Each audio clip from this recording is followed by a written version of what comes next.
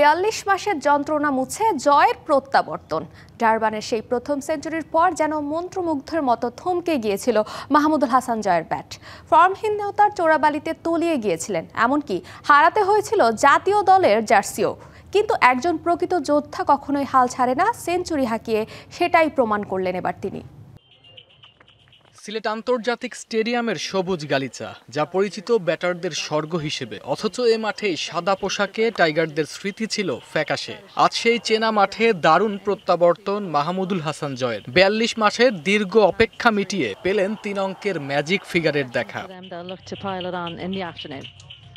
এপ্রিলে জিম্বাবুয়ের বিপক্ষে সিলেট টেস্টের পর যখন নির্বাচকদের সাড়া এলো না, তখনই জয় বুঝে গিয়েছিলেন জায়গা হয়নি দলে। সর্বোচ্চটা নিংড়ে দেয়ার মঞ্চ ছিল ঘরোয়া ক্রিকেট। লক্ষ্য একটাই, যেভাবেই হোক জাতীয় দলে কামব্যাক চাই। ফেরার মঞ্চ হিসেবে বেছে নিলেন এনসিএলকে।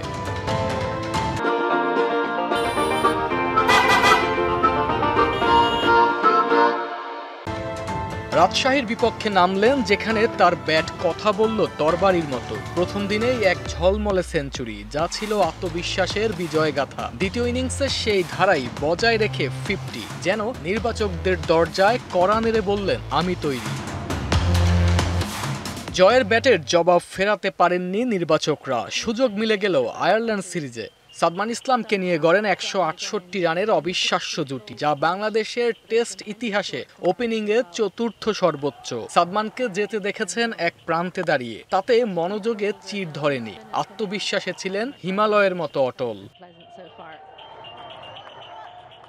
অবশেষে সেই মাহেন্দ্র খন জর্ডান নেইলের বলকে সীমানা ছাড়া করে পূরণ করেন ৩ অঙ্কের কোটা। মুখে ছিল এক স্বস্তির হাসি। এই সেঞ্চুরিটি জয়ের জন্য বেশ স্পেশাল, কারণ ২০২২ সালে ডারবানের পর এটি শুধু ৪২ মাসের অপেক্ষার সমাপ্তি ছিল না, এটি ছিল দেশের মাটিতে তার প্রথম টেস্ট সেঞ্চুরিও। Arman Hasan, DBC news desk.